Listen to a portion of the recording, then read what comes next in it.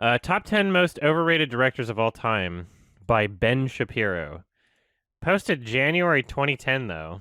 This will be weird. 2010 Ben Shapiro.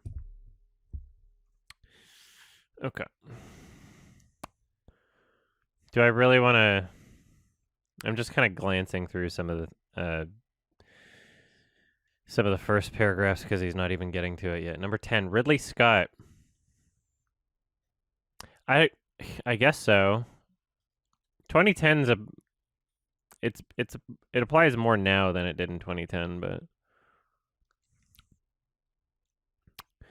he's made one Okay, this is funny. He's made one entertaining film, Gladiator, and a host of second-rate films masquerading as masterpieces. Blade Runner is a bizarre and massively overpraised mess. I mean, it's one of the most influential films of all time, but okay. I don't even love it, but you gotta at least acknowledge that, maybe. Black Hawk Down is loved by conservatives because it isn't anti-military, but that's about the only praiseworthy element to a film that is an endless series of quick cuts between white guys who look alike in their helmets. Who's been killed? Who's still alive? You have no way of knowing. That's the weirdest review of Black Hawk Down I've ever heard. I haven't seen that movie in a long time. I think I watched it when it came out, so I don't remember much about it.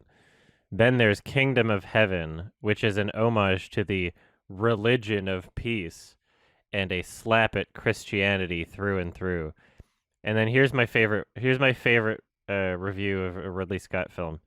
It's just 3 words in one sentence. Alien is slow. And then he just goes, that's all he says about Alien. Alien is slow. And then he moves on to G.I. Jane. Well, that's really funny. That's a really funny review. Alien is slow. Done. Number 9, Michael Mann, all style, no substance. And he doesn't say anything about it. That was like Ridley Scott, he had a whole big-ass paragraph. Michael Mann gets 1 sentence. Number 9, Michael Mann, all style, no substance. That's it? Damn. David Lean. Everything Lean made is too long by at least half an hour. I know it's a mortal sin to suggest that Lawrence of Arabia, Dr. Zhivago, I've never actually said that word out loud. I'm aware of the movie. I haven't seen it, though. The Bridge on the River Kwai and Ryan's Daughter are anything less than masterpieces, but they're all less than masterpieces. Great Expectations was good. Everything else was downhill. I'm not seeing a case for, like, overrated, though, for any of these. I don't understand. You're not really... He's just making, like, really small, quick reviews of their films without really saying much. Which is funny. I like that in one sentence, all style, no substance. Like, you only wrote 1 sentence. Like, this article doesn't have substance. Like, that the point of there's no substance to your Michael Mann criticism. You know?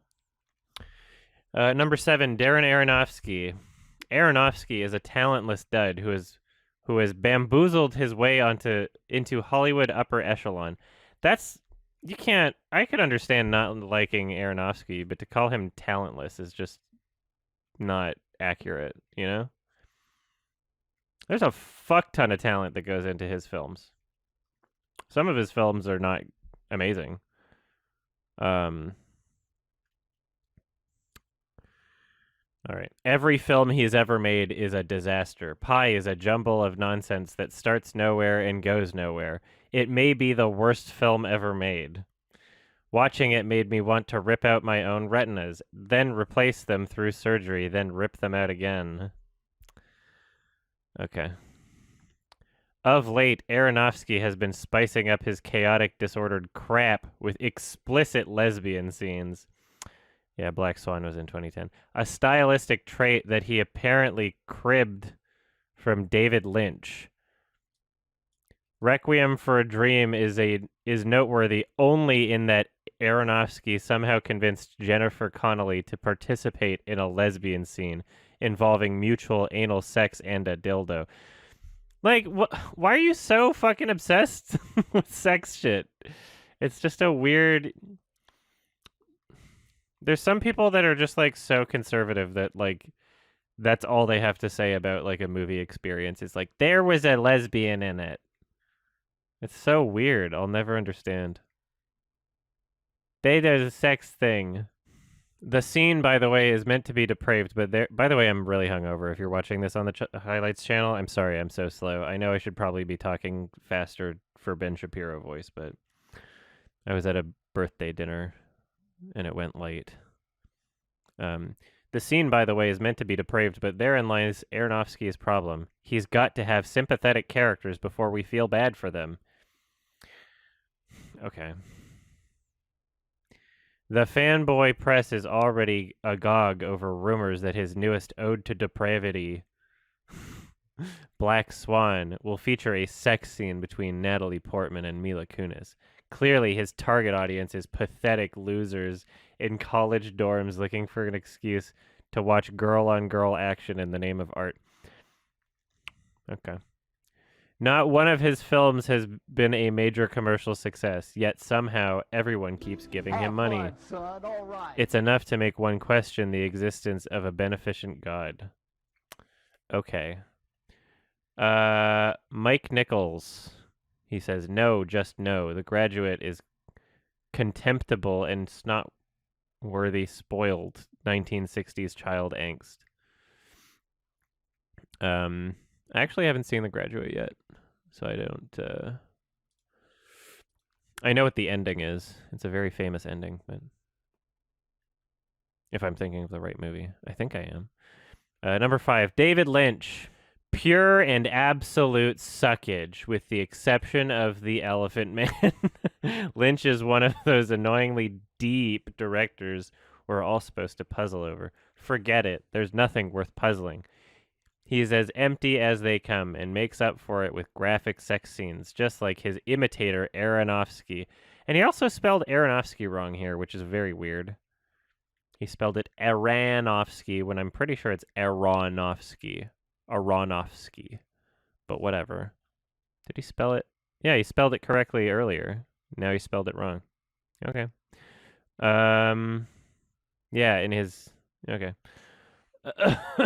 I don't think that those directors are all that similar at all, honestly. Really, that's a weird. It's weird to watch Darren Aronofsky and think he's just trying to imitate David Lynch. That's a weird thing to walk away from. Quentin Tarantino. I recently watched Inglourious Bastards and marveled at Tarantino's skill, but he is also he just started a sentence with but. Period, space, capital B.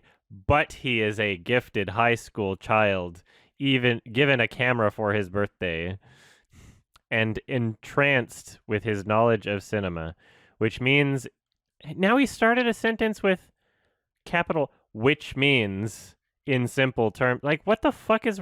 How are you a writer, Benny? Benny Tarantino? Like, what the fuck? This is like really basic shit. Which means, in simple terms, he doesn't know how to tell a story. His films are Wagnerian. Long periods of boredom, I'm very tired, and artistic violence punctuated by moments of utter brilliance. To paraphrase William McAdoo on Warren G. Harding, Tarantino's films are like an army moving over a landscape in search of an idea. Sometimes Tarantino's films actually capture a struggling thought and bear it triumphantly a prisoner until the idea dies of servitude and overwork. Tarantino is to homages and gore what James Cameron is to spectacle. Unfortunately, he is also to plot what Cameron is. What the fuck is that? That's such a weird sentence. Okay. Um, I still don't understand. Like, he's not really making a case for Overrated. Number 3, Woody Allen. He's pretentious and unbearable. Yeah, okay. Martin Scorsese. One of these sentences just includes spoilers for The Departed, so I'm not going to read it. The Aviator takes as long to tell as Howard Hughes did to live. Gangs of New York featured a brilliant performance from Daniel Day-Lewis and not much else. And then he spoils Gangs of New York in a sentence. Casino is nasty, brutish, and long. Goodfellas is similarly disgusting. You feel the need to take a shower after watching. Why would anyone want to spend several hours of his/her life with coke-snorting Ray Liotta and co. is beyond me. The Last Temptation of Christ is baffling. The Color of Money is a snooze fest. He's like not giving like substantive criticism. Like you can't just what you're just listing all of the movies that a director makes and then just like doing one sentence like this was a snooze fest and then moving on. Like it's weird because if I were to make a case for a director being overrated, I would my case would be like yeah, they actually make a lot more bad movies than good movies or something. Like it would be one of those. I'd be like, yeah, you know, Steven Spielberg's been making a lot of crap recently. You know, he still has like an important place in cinema history, obviously, and is very influential. But you know, something like that. I don't know if Steven Spielberg's who I'd pick or like, what's his face, the guy who Tim Burton. You know, I'd be like, yeah, he has some hits, but what about these other ones? You know, like, and even his hits aren't like amazing. I'd say that would be like my kind of argument. Ben Shapiro's argument here is just listing every movie and just being like that they were all bad, and like not even really acknowledging. Like I think maybe one of them he was like this was all right, but it's really weird because like you're not really making a persuasive argument when you're just like all of these beloved films by Martin Scorsese, like you're only listing like his hits too. You're listing every movie that every normie is going to know that he directed. You're not even listing like any of his lesser known films, you know? Like that would be something where you could be like, yeah, he's directed a lot of crap that didn't stick. You know, that would be like kind of a persuasive argument almost, I think.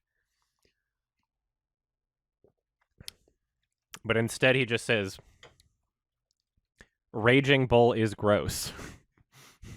Mean Streets is gross and soporific? Soporific? I don't know what that word is. Taxi Driver is perhaps the most overrated film in Hollywood history. Dreary, grungy, and sub-zero. Scorsese has never seen a main character he liked, a villain he hated, or a pair of editing scissors. What?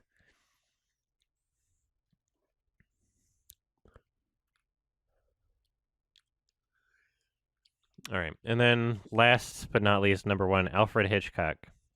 He's not even close to the worst on the list, but he's certainly the most overrated. He never made a great film. He was the Stephen King of the silver screen. He made films with great premises, but he never knew where to go from there. Benny, I've seen a movie that you produced, and so I don't know. I don't know if you should be talking about art criticism or anything, but like literally, you're a you're a Karen basically, you know?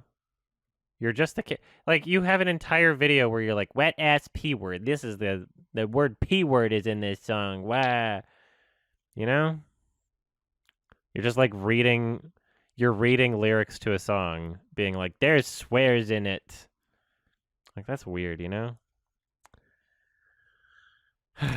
Okay.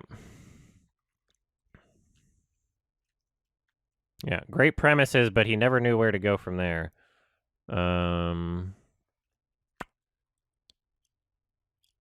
yeah, and then just like a fucking like one word sentence reviews. Like, Notorious is the same movie as Rebecca. Rear Window makes one reach for the fast forward button. Vertigo makes one reach for the cyanide. The Birds quickly becomes inane. Like, you're just listing all of his movies, like, bad. It was never a good movie. It's so weird. All right, that was a silly article. Like, Hitchcock, I don't know if I'd call Hitchcock overrated. I think the level of respect that Hitchcock has is probably about the amount that he should. I've only seen like 2 or 3 Hitchcock movies, but like it's pretty obvious what he was to the conversation of film in the industry and how he influenced it. Sorry for yawning, YouTube. Now you're all gonna yawn. You're sleepy babies now. All right, that was fun. Hey guys, it's December 2021, so let's update the Patreon credits. My top patrons are Wholesome 100 Big Chunkus Lemonade Warrior, Big Well from Robust the Animated Movie, Charisma S, The Super One Player, Dwyer Tarantino, Jacob Arndt, Zachary Kane, Sam Joel, Cheat.exe, Gothic Sith, Mandel Bro, Kel Hunt, Wales, Bo the Doggo, Kai Butcher, Splat, Hoofy Doe, Ocean Machinery, and Malav Shah. Hope you enjoyed the video and happy holidays.